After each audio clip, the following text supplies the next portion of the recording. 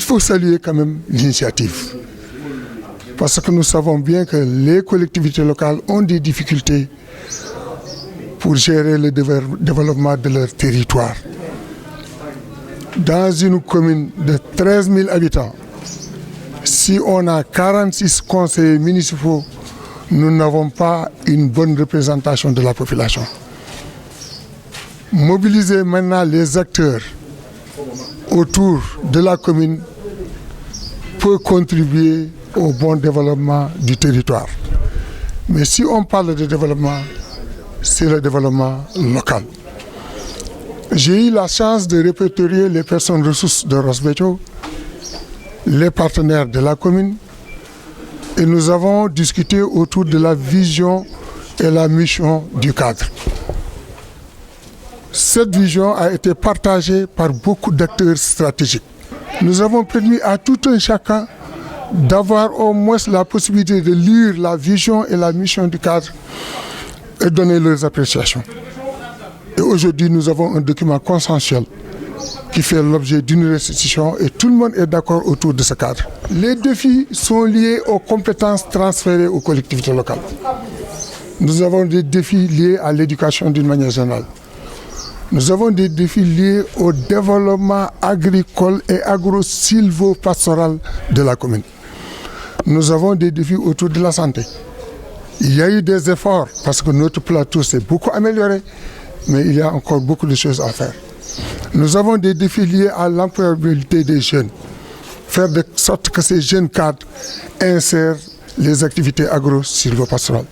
Nous avons des défis liés à la gestion des groupes les plus vulnérables, les handicapés, les personnes qui sont dans des dispositions sociales.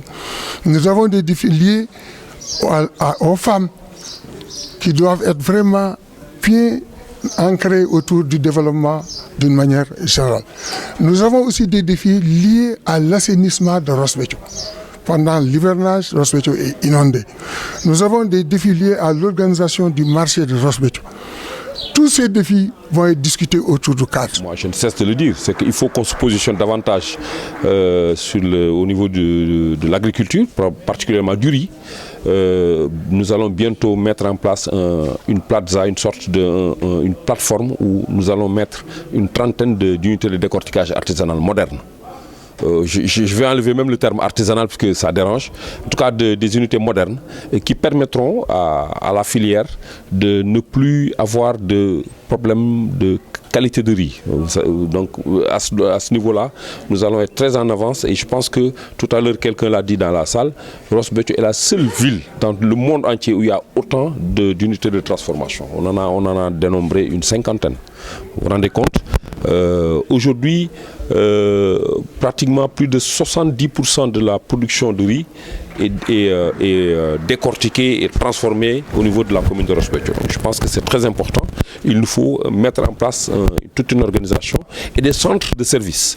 Nous allons démarrer dès la semaine prochaine la construction d'un centre d'agro-business avec le ministère de l'Agriculture, qui va déjà faire travailler les jeunes, mais qui va surtout mettre l'accent sur tous les services, le battage, donc les services d'aménagement des terres, etc. Donc, et ça, c'est les jeunes de la commune de Ross Béthio qui vont le faire à moindre coût.